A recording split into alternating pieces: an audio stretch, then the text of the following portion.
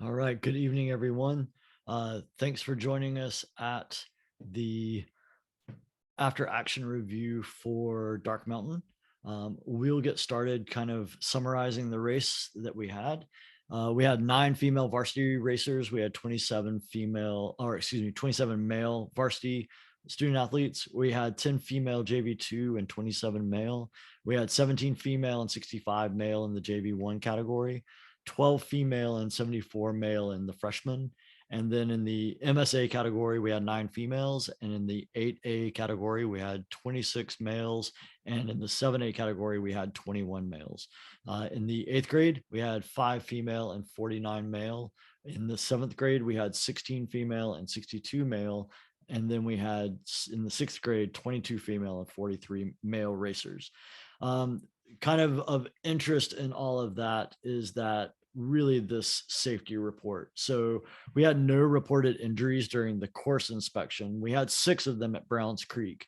So that's an improvement. And especially given that we had so little time, like we were compressing everything and making it happen, like that really speaks volumes to that coach led practice laps that you all had during the course inspection time. We had 15 reported injuries out of 454 starters. So that was a 3.3% injury rate versus 22 that were reported at Browns Creek out of 531 starters. And that was a 4% roughly injury rate. So an improvement in the injury rate there, especially given that this was a faster, probably more technically demanding course.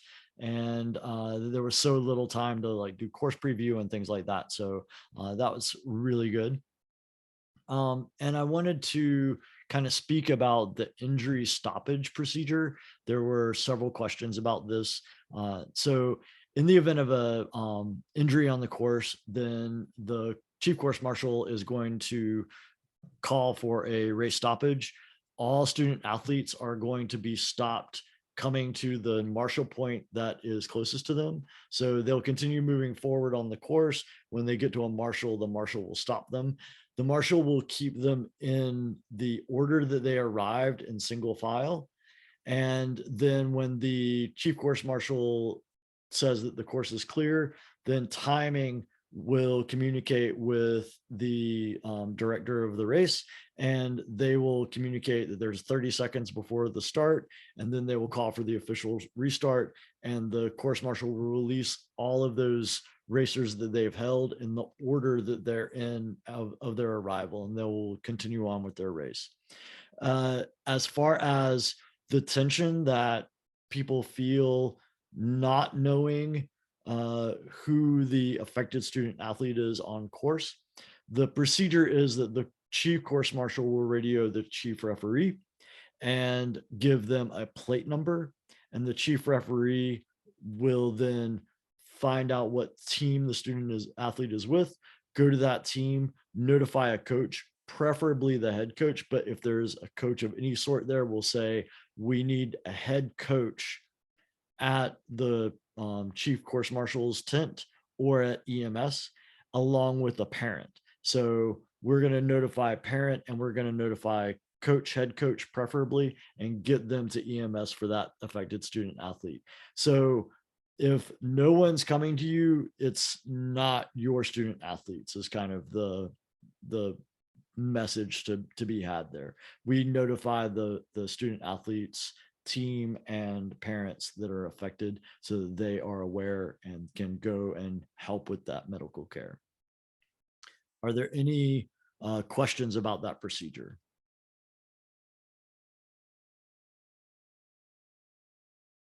Awesome.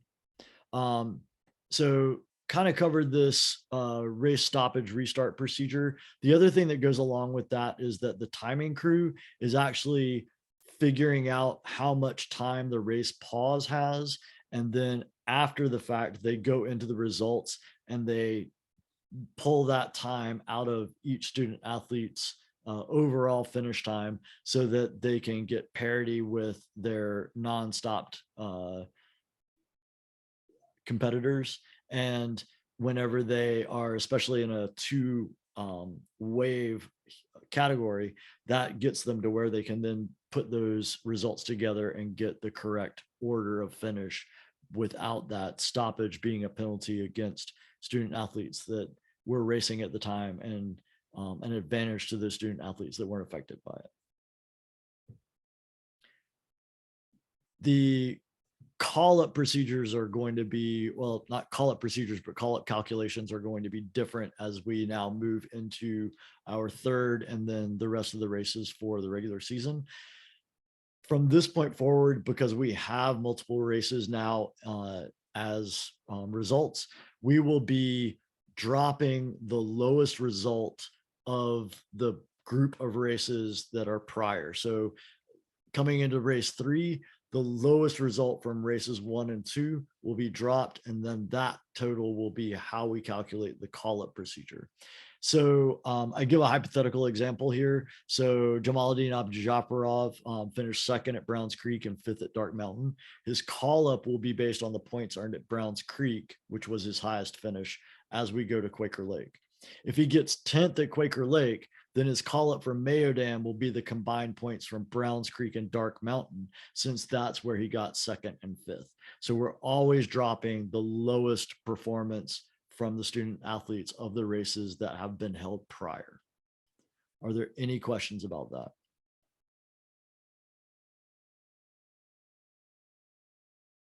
For extra credit, can anybody tell me who Jamaluddin Abdujaparov is? Oh man. Wow. Your 80s road racing knowledge is disappointing me right now. I don't want to have to pronounce that name at any of our call-ups, Sean. So if this is the only time we see that name, that's great. Thank you. That used to be the name that I gave at restaurants when they asked for a name. I would say Jamaluddin Abdujaparov, and they were like, "Look at me," and I was like, "You can just call me Jamaluddin. That's fine." But yeah, he was the Terrier Tashkent. He was from Uzbekistan.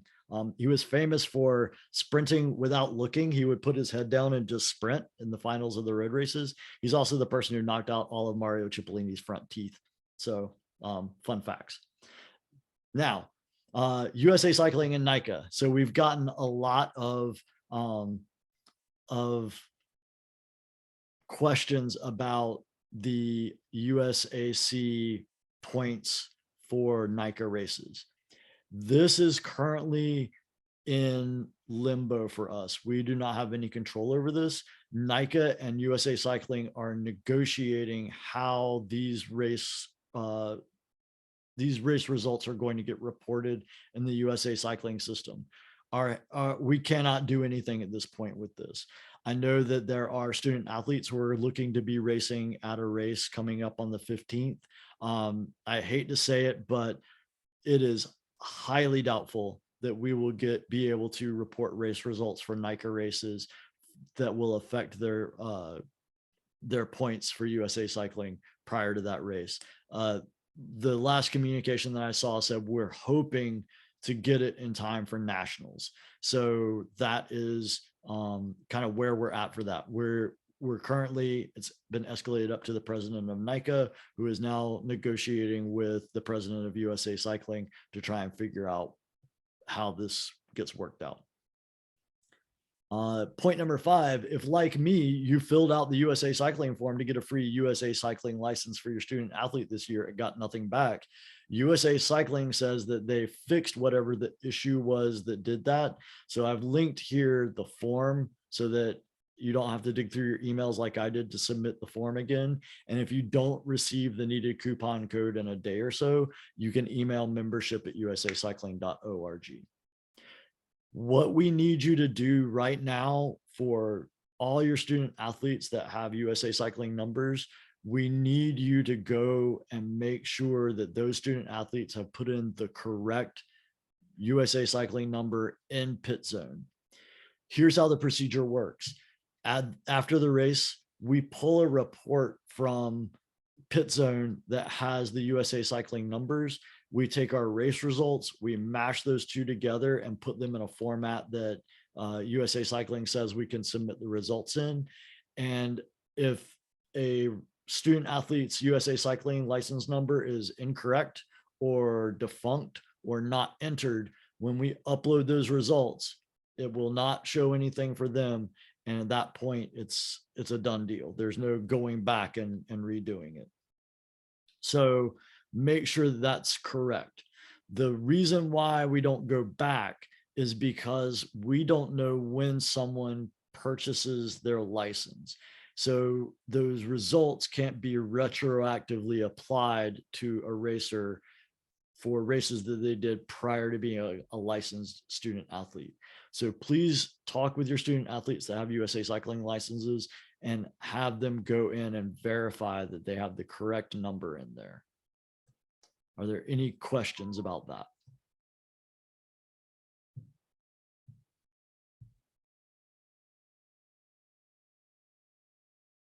All right. So that's my little recap for the race. And so now this is a good time for you all to share any feedback with us or things that you think we need to take a look at and try and improve. And preferably if you have like suggestions for improvement, we are all ears on that. So the floor is now you all's.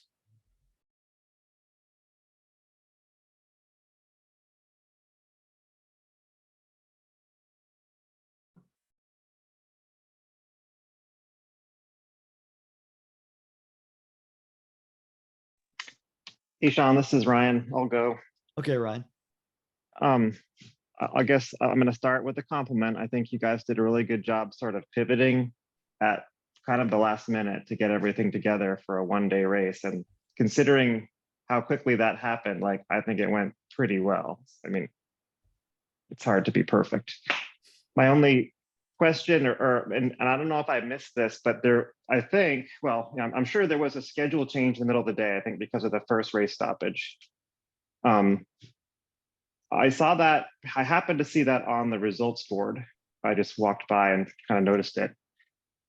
Was it communicated any other way, for example, electronically? Like I thought Team Snap would have been a way this was going to happen, or one of the text messages, like would have been nice to get it that way if it didn't. I didn't see that. It was not done in Team Snap. And Brian, I don't think you sent anything out through the text messaging system, did you? I did not send anything through the text messaging system. We made the announcement from the announcing tent to look at the results board and or the registration table. And I saw Ben Harbor furiously scrambling to update the flyer on his phone down near the start area. But it's a point well taken, Ryan. As many ways as we can get out about the schedule change, the better. So I'll remember to do the rained out alert so everyone at least knows to look where to look on that. It's a good idea. Cool.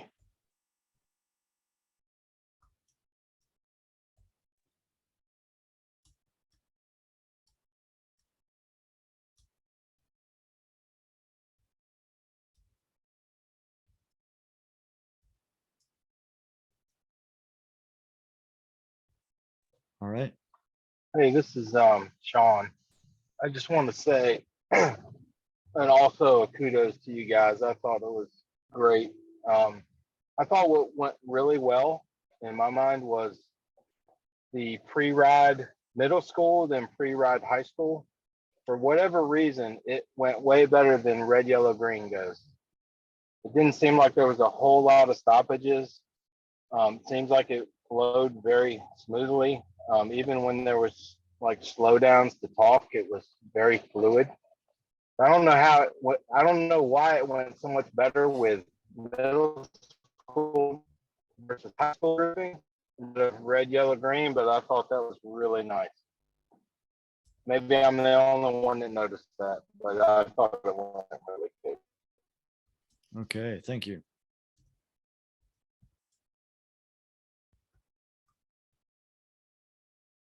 No, hey, it's Richard from Charlotte Catholic. I would second that. It really did go smoothly on the pre-ride. Maybe it was the way it was grouped, I'm not sure, but that formula seemed to work. All right. So something you would like to see kind of moving forward, maybe some version of that. I'll just add that I don't know. I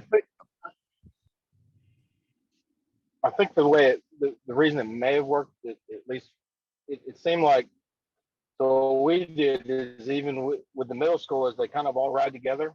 So we split them up into their speed groups, like practice.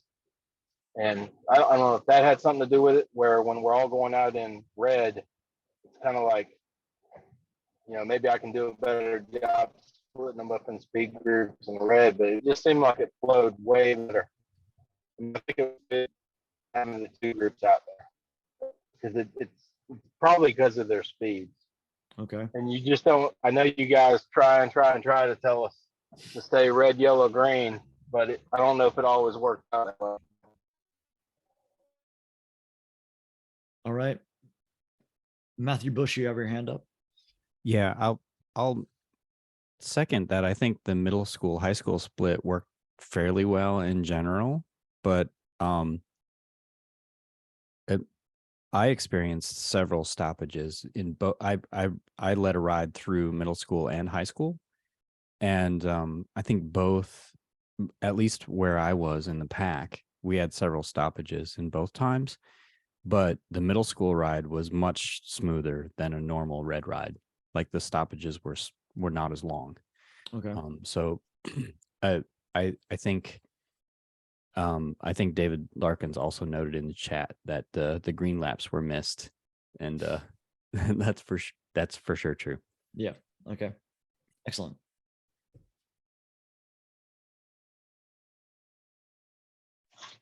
Yeah, I didn't do a ton of riding during the pre-riding. This is Ryan again, but I'm wondering if maybe just we basically split up the pre-ride population in half, where we don't. I mean, the red, anybody can go as long as they're willing to go slow, quote unquote, right? I mean, Yeah. so maybe by accident, essentially, maybe that was a good move, right?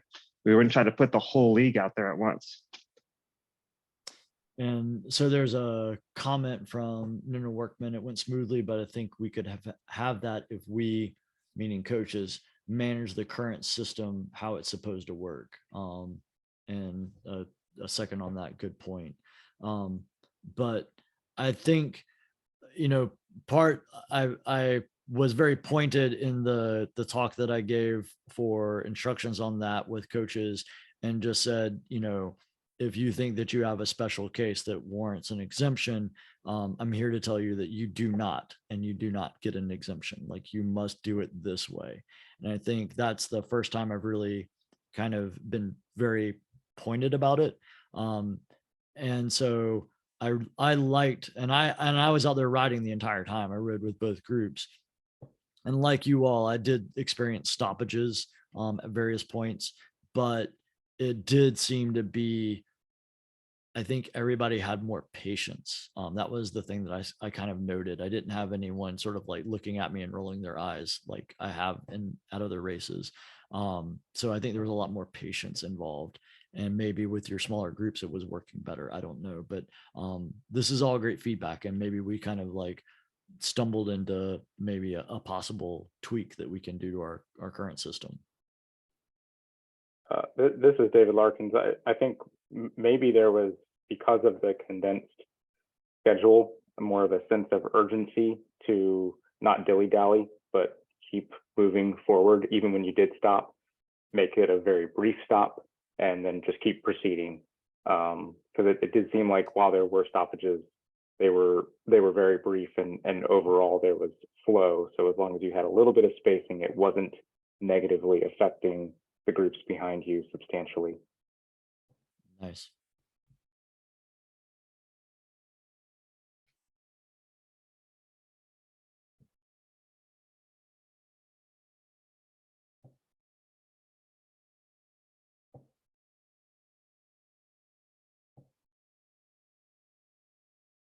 Other feedback or questions?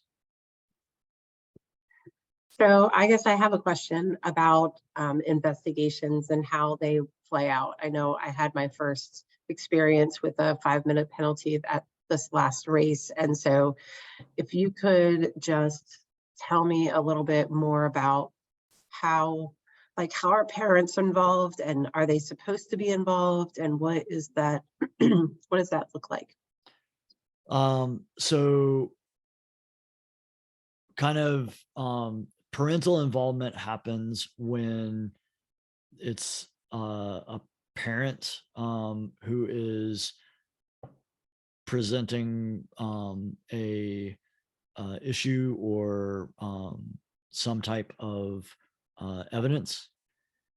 A lot of times this happens simply because a coach is also a parent. So it's rare that it's just a parent that's not attached to the team in some coaching capacity.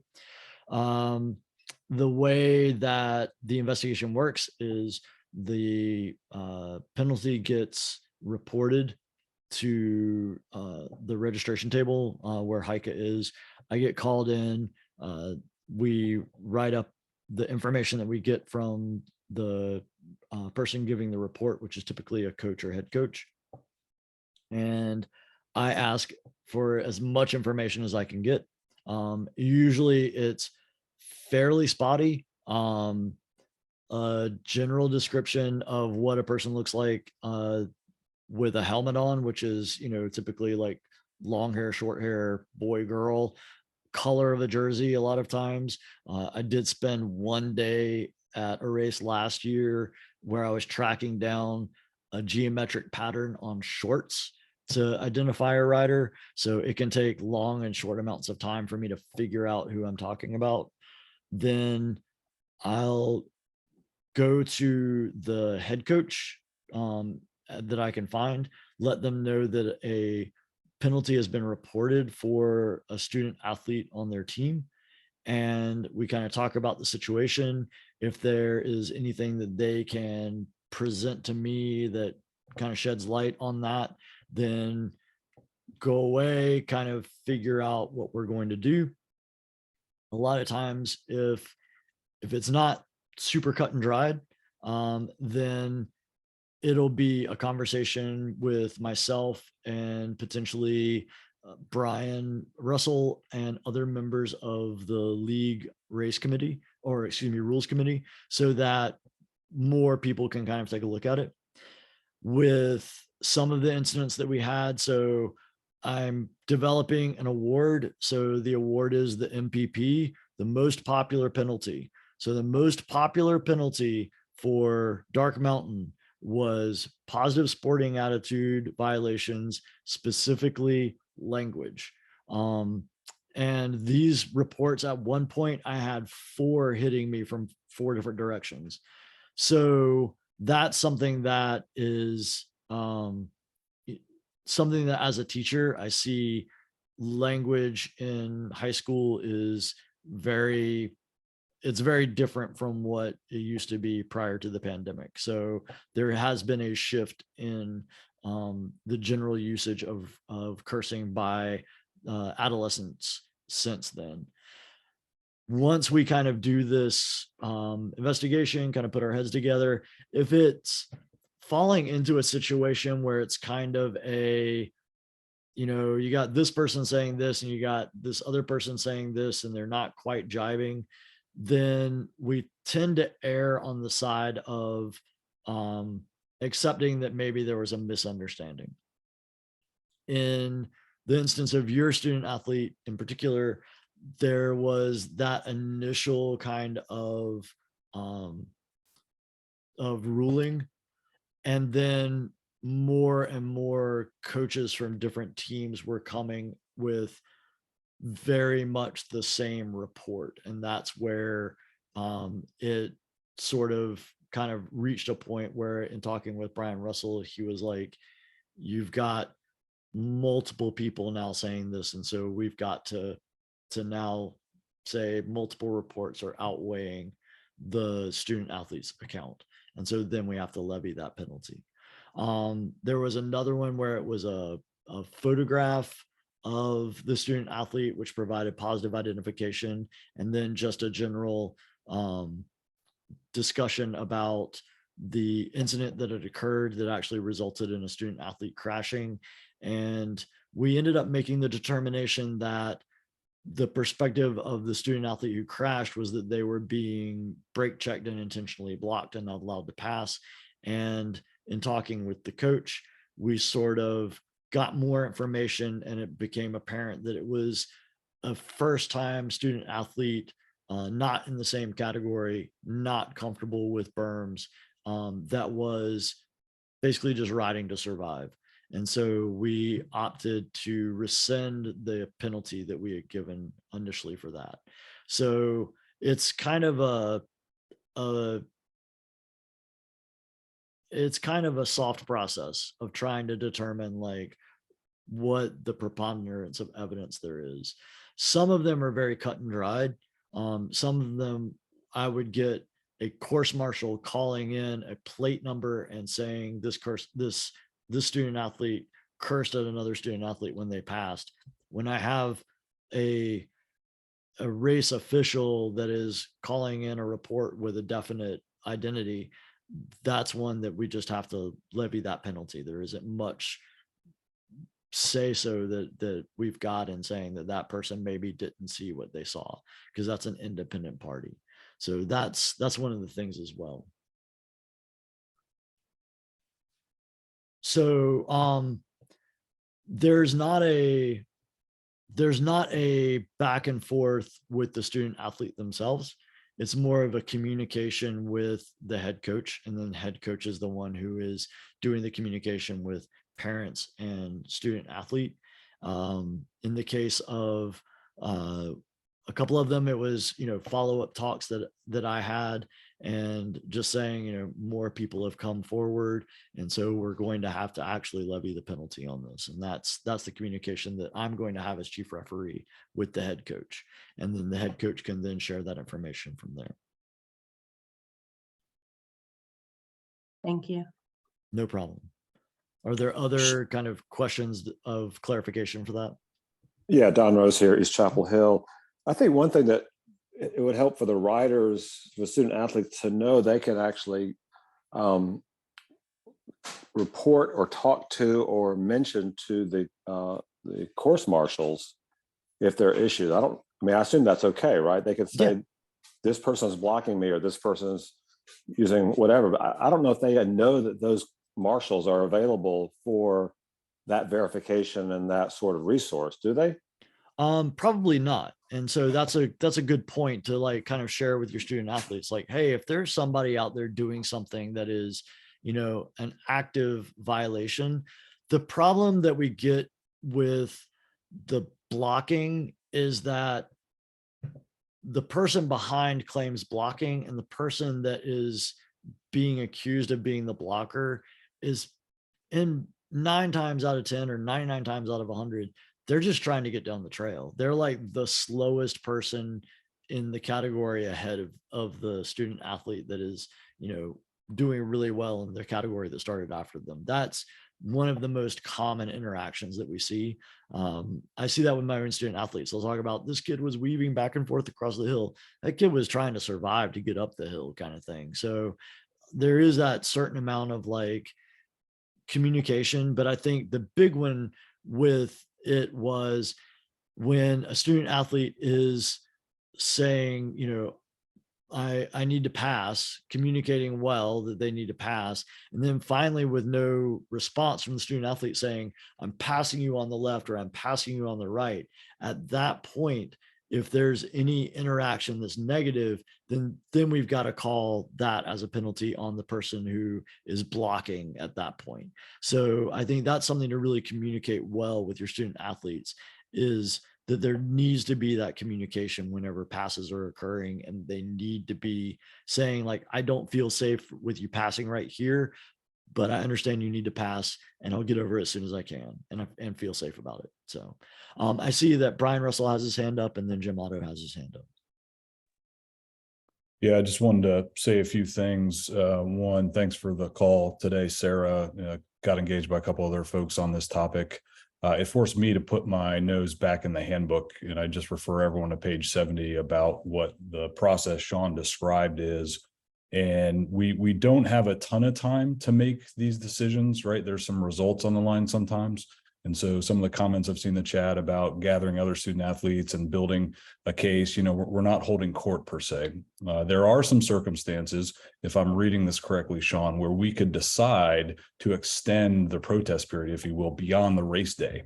That means for that particular category, we might not do podiums if those results are on the line. And Sean and I didn't really see instances this race where that was required to do. But I just encourage everyone to look at the handbook starting on page 70 for what this process is that Sean described. It's always a good place to start. And then let's have a conversation as a league, because I do have some discretion with how we handle.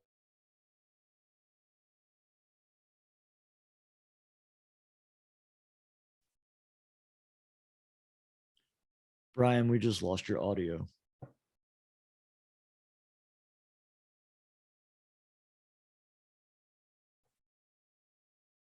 Is that any better? That's much better. You're actually using your microphone voice. Yes, microphone voice and plenty of hand gestures, which Yeah. is pretty much trademark for me at this point. But I was just going to say, let me identify here, and I'll put this in a communication somehow, who your rules committee members are. So Sean does serve as our chief referee. He kind of sits on that board, but we have 3 additional members, Jeff Cathy from Watauga, Jeff LeBlanc, Onzo County, and then Shel Frost, who's our programs director. Those are those group of individuals that Sean is going to go to during the race to get some advice on how to handle these cases. So we do have a representation from across the league looking at these cases, not just me and Sean trying to figure this stuff out. Thank you, Sean. And in those questionable calls, typically what I do is I go to the league rules committee, ask them for a few minutes. I present to them the evidence that I've gathered, and I give them what the rule states and what the penalty is. And then I step back and don't say what I think should happen. Let them discuss it. Let them come up with what they think is the best way to do this, and then going with that. So looking for their guidance when it's not super clear cut, so that I remove myself as chief referee from their decision and let them talk it out, unless they start asking me for what the advice that I have goes. So I try to be as neutral as possible in those situations. I see, let's see, thoughts on following coach being initially informed of a potential violation and the coach taking a neutral approach with athlete, gather their perception as to what occurred, and then report to head with regard to offender's perception may aid in coming to a conclusion. That's something that that I typically do. Like, is this something that sounds like what the student athlete would do, that sort of thing. So Jim, go ahead. Hey, it's actually Julie, sorry. I would like to request that we look at this as a character building opportunity. And I think it's really hard to do that when the incident report has no information. And so I think, Sean, you mentioned that a lot of these incident reports are kind of sketchy or brief. And the default seems to be to, defer to whatever's on, one sentence from a course marshal. And that might be right 9 times out of 10, but when the student athlete is really unclear about what they've done and they don't get any additional information, it doesn't really help with respect to character building. It's just a very negative punitive process instead of an educational process. And I guess I would just like for the league to give the student athletes a voice to at least have a process by which they can at least understand what the nature of the concern was.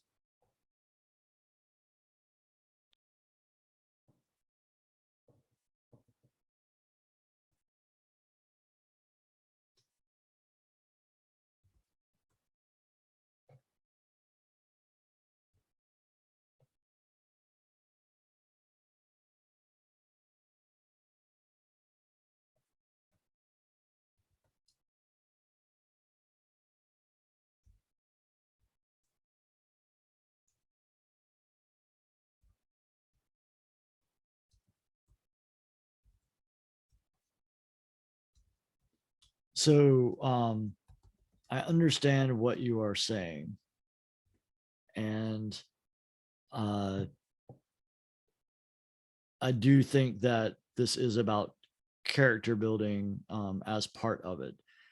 And one of the things that I think we all need to be very aware of is that, given the nature of any sport, that penalty calls are by their very nature questionable given the perspective of the person viewing the penalty call. And so there's never going to be a time that the information given about a penalty is going to be crystal clear, cut and dried. And that is the nature of fast moving incidents on sport. And I think we've got to kind of make sure that we're seeing that is also a part of our sport, in that we don't levy a lot of penalties. This was, I think, more penalties than what we had at Browns Creek. And they were all kind of clustered around the same thing, this positive sporting attitude. And so we kind of have to look at where information comes from and then weigh that information as we can. It's never going to be perfect. And I readily admit that. It will never be a perfect process. It will never have perfect outcomes. But we also do not take it lightly, and we don't just start slapping down penalties without any thought and care behind them.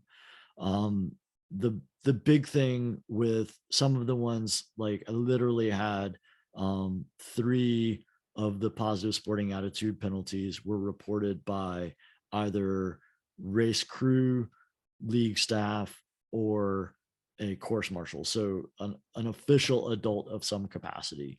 And those are ones that they get weighted different than if it's a coach relaying a story from a student athlete about something that happened on a trail, that they are kind of giving me as much detail as possible, but I'm still having to go in and investigate and even find out the identity of the student athlete. So those are different situations from this plate number did this, not I'm calling in this penalty. So they're a little bit different. With coaches coming forward after the fact, relaying what their students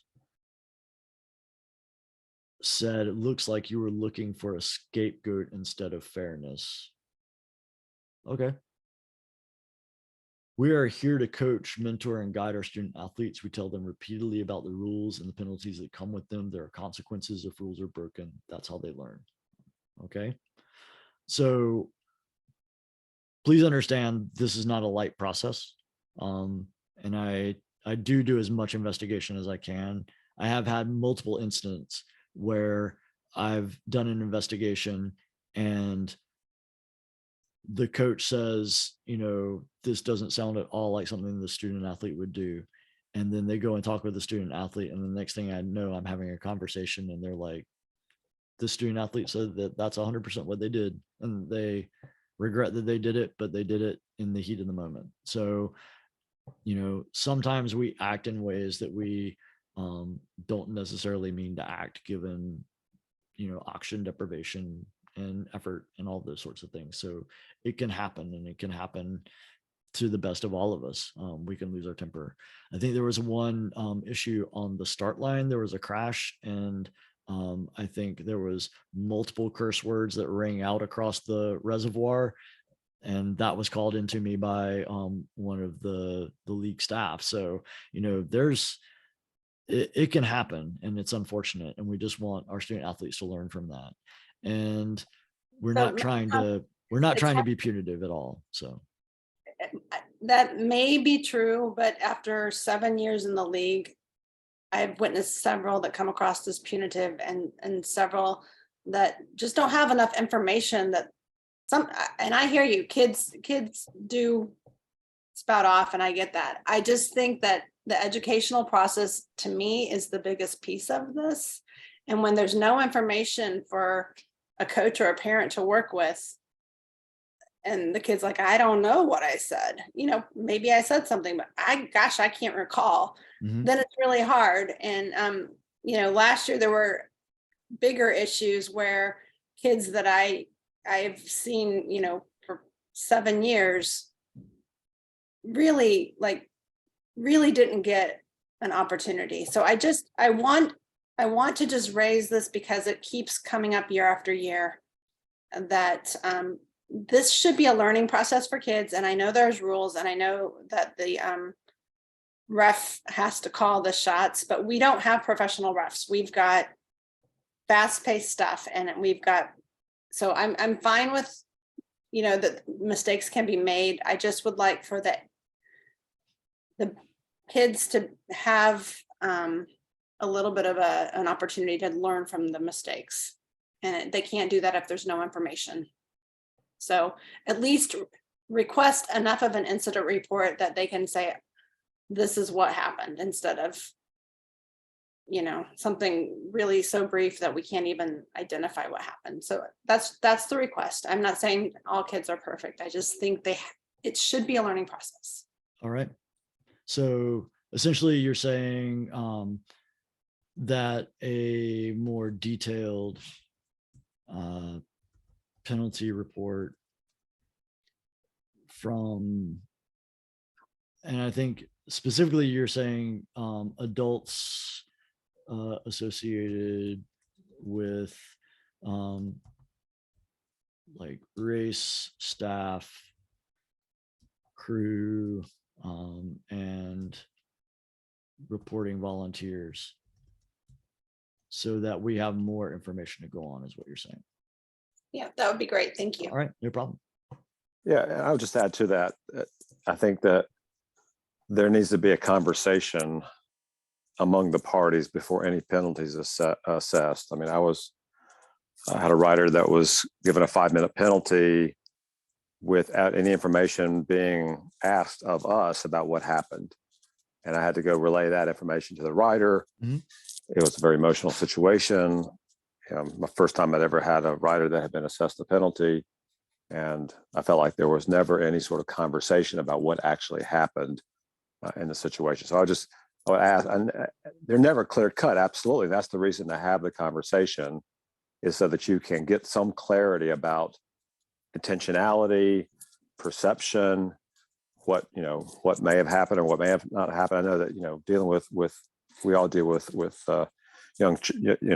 kids, getting the truth is almost impossible, but many times you can at least get some understanding of the intentionality or the awareness of the incident. All right. Brian, And I don't. I'm go ahead. sorry. Go ahead, Don. Well, I don't want to move us off the penalty situation, but I do think that the course mechanics and dynamics relate a lot to these penalties. I know that we all love Dark Mountain. It's a wonderful place to ride. I do think it's not very good for passing. And I think that gave rise to a lot of frustration from my riders about not being able to get past somebody. Now, what I don't know, and Jim can probably speak to this, did compressing the schedule create more overlaps of riders than normal? And if that's the case, then it may not have mattered with that. There were no places that really passed that effectively. So I don't know. I think we need to really think about course selection. I know we don't have a lot of options, but course selection as it relates to passing may alleviate some of the language, because people aren't frustrated, but also alleviate some of the perceived blocking. I'll disagree with the course causing foul language or unsportsmanlike conduct. That goes back to character. Every day in life, we get something that stumps our toe, upsets us. We're going to have to conduct ourselves in the correct manner. So I don't think the course had anything to do with the choice of words in a heat of a moment. And the incident for positive sporting attitude that was due to blocking, perceived blocking or whatever, that's the only penalty that's been levied for that. And that was because it resulted in a crash of the other rider. So typically that would be something that would be alleviated simply by kind of a discussion of saying, well, it was something that every rider after you had to deal with and every rider before you had to deal with. And that rider was just trying to get down the course. we've got to give space for everybody, that sort of thing. It was the crash then, and then elevated that to more of a penalty. And then after further discussion with you and the information that you relayed about your student athlete, we were able to kind of go, okay, we're just going to remove that and let it be one of those things that happened. But I need everyone to understand that that satisfies that coach and that student athlete, and now upsets the student athlete and coach that reported the incident. So while we're talking here about one side and how we better adjust for that, understand that we are also then going to be upsetting another side. So there is no clear-cut perfect path in this. There will be good calls and there will be bad calls, and that's going to happen. We do not call lots of penalties. It's rare that there are more than 4 or 5 in an entire race. So that's kind of where we need to be with this. And that's something that it really does speak to that coaching, like a lot of this character building and coaching and all those sorts of things. Those are the things that we're doing before we come to the race event. Hopefully we've laid all those groundworks so that we've got our students knowing, like, I'm going slow, this person's going fast, I need to get out of their way so that they can continue forward with what they're doing, that sort of thing. Brian. Thank you. I'll try to use my microphone voice this time so everyone can hear. So a couple related points, and it's not necessarily the character issue, but I did want to tell everyone we are looking at wave and field scheduling, particularly that JV1 and freshman boys field. I think that we had some increased passing opportunities because of a fast freshman field 1 and maybe a slower JV1 boys field 2. So no promises here, but we might look to reorder those categories or maybe extend some gap times. Again, we had a compressed schedule we had to deal with. Everyone knows we were really on a knife edge for that race in terms of timing and the delays. But let me talk about the delays too, because I had a couple of questions about that today in terms of why do we stop a race? And generally, whatever condition prompts an EMS response, if EMS has to use the trail to access the patient or get the patient out, we have to stop the course. In Dark Mountain, yes, in terms of course dynamics, just like Don said, an issue for us at Dark Mountain because of the EMS evacuation routes. So we are taking a look at field category splits and timings, and just Dark Mountain's one of the courses where it's hard to get an athlete out. And sure enough, one of those was way deep in the course on there. So just wanted to share that with everyone before we move to the next topic. Right. So just to speak to some of the comments, one of the things we're really, this is Doggate 2.0 at this point. And that is that no matter what I say, one of you is going to say something or take that the wrong way. That's kind of where we're at with this. What I'm trying to express to you is that this is a deliberative process.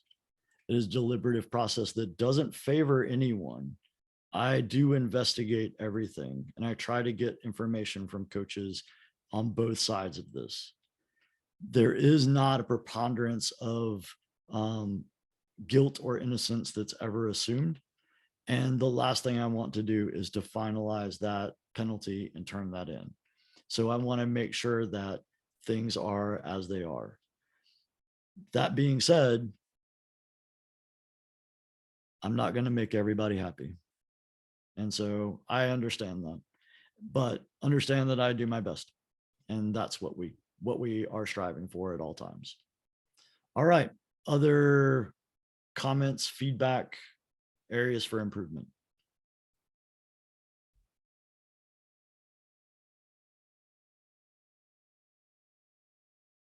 There's a thank you for the pet policy. Yes, I did see a couple of dogs that were still being taken right to the side of the course. And I was, getting different race crew to kind of go over and have a talk with them to pull them away. I saw one gentleman standing by the start chute with his dog laying down and he was standing on the leash, which is not a secure way of keeping control of the dog, regardless. So we're trying to do our best and just keep hopefully continuing to message that with your student athletes and their parents who come to races, that those dogs really do need to be away from the course as much as possible.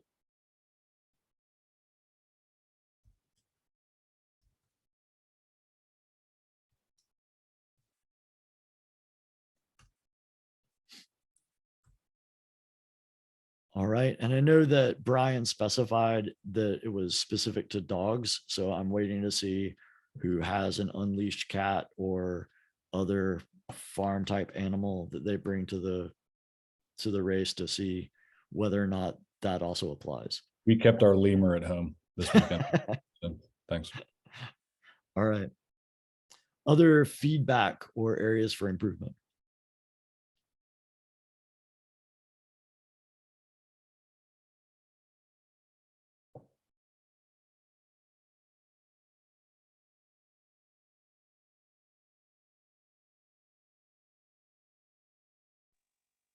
So I'm just curious, is this the model that you guys try to move forward with if you know it's going to rain on a Sunday?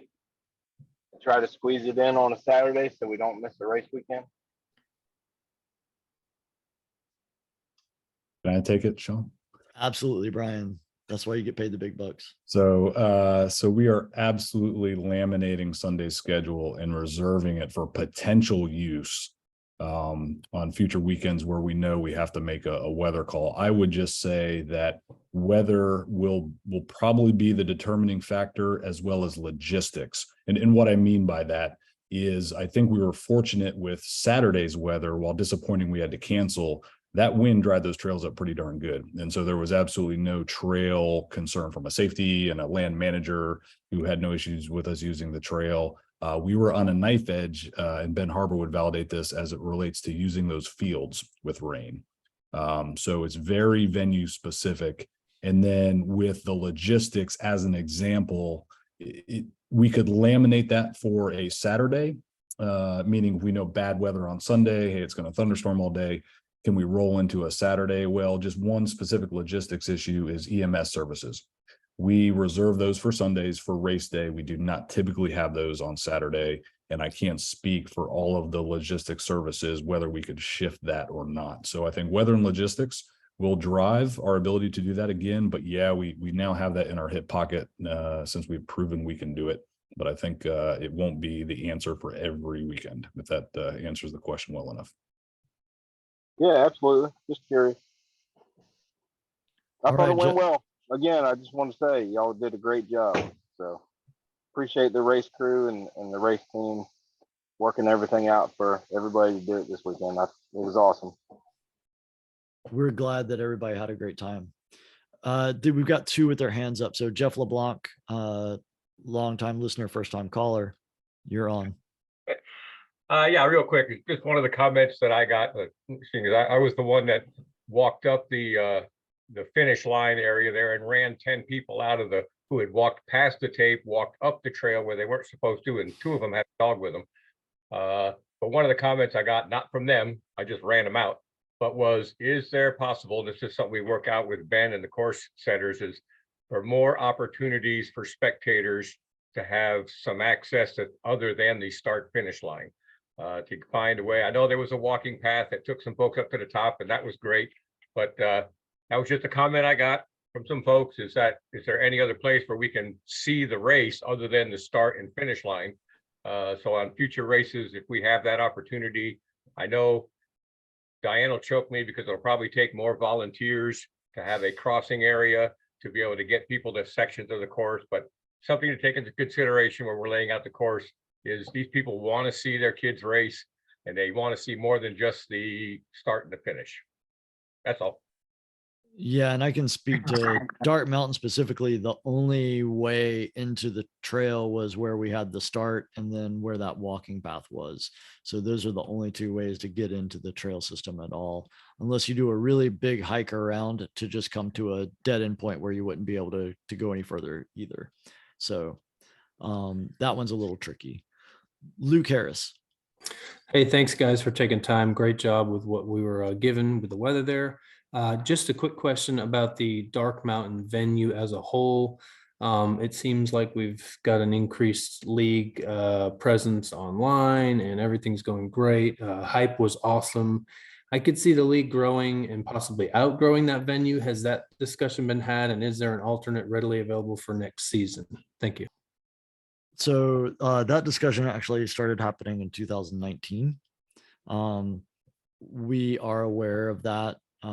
We are constantly looking for venues. That's something that we do outside of the race season. We have our venue survey crew going out and visiting places, kind of always looking at the same thing.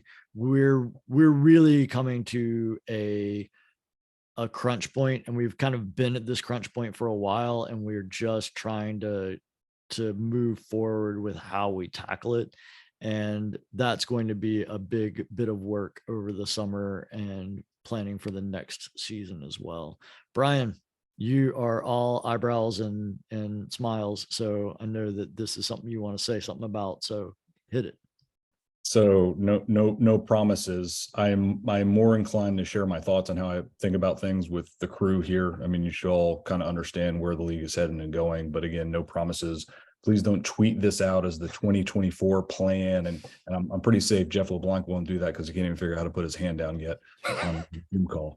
But there's a couple things I'm considering, and we'll probably work over the summer. And don't anyone panic. Again, don't tweet this out, but we could go to a bye-week schedule as a league, which means less teams showing up to certain venues, and it's just better from a logistics management perspective. That's in my hip pocket to consider for a future season, but I think that's an option for us. And the other is perhaps just hosting adventure weekends. Just, hey, let's go ride. And it's just much more manageable. You bring teams in on certain time intervals, can rotate them through, everyone has a good time and goes ride. So there's some things we can do even with a venue like Dark Mountain. And there's two other great trail systems there too. You talk about an adventure weekend, boy, that Wilkesboro area is pretty cool. If we could get it not to rain, for sure. But yeah, we're taking a look at that. I think bye weeks and adventure rides and things like that will continue to let us use venues like Dark Mountain even in the future. Thanks, Sean. And that's something that, as a part of league staff for multiple seasons now, we've kind of talked about bi-week schedules and kind of preliminary plan that for multiple seasons now, just sort of always thinking about when do we pull the trigger on moving forward with this. And one of the things, especially with Western North Carolina, a lot of the venues that we survey, they're fantastic.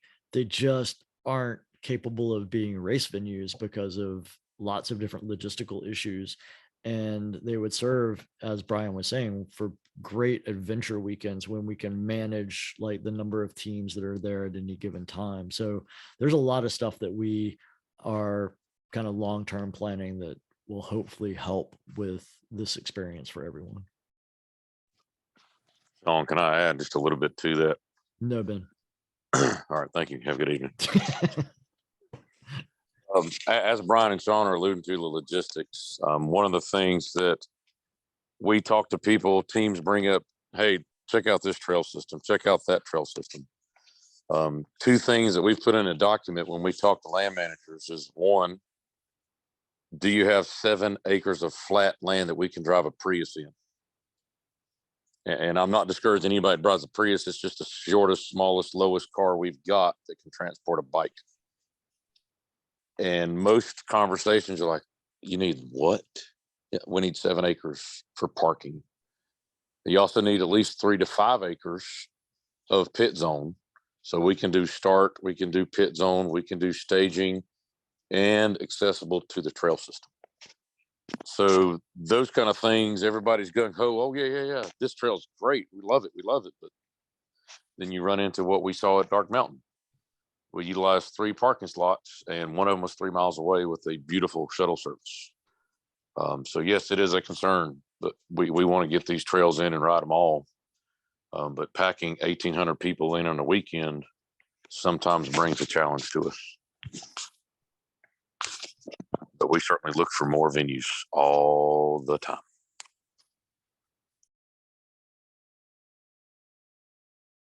And while we've got this little pause, I do want to say that I'd like to thank Ben Harbor for all the work he did to pull together the shuttle service to make the parking much more manageable for all of you. So kudos for him and the work that he put in negotiating with the town of Wilkesboro to get that to happen.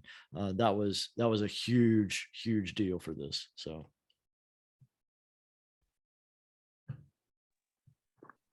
Quite welcome. Quite welcome. All right. Any other feedback or areas for improvement that you would like to bring up for our consideration? Oh, good. Parking was good. Awesome.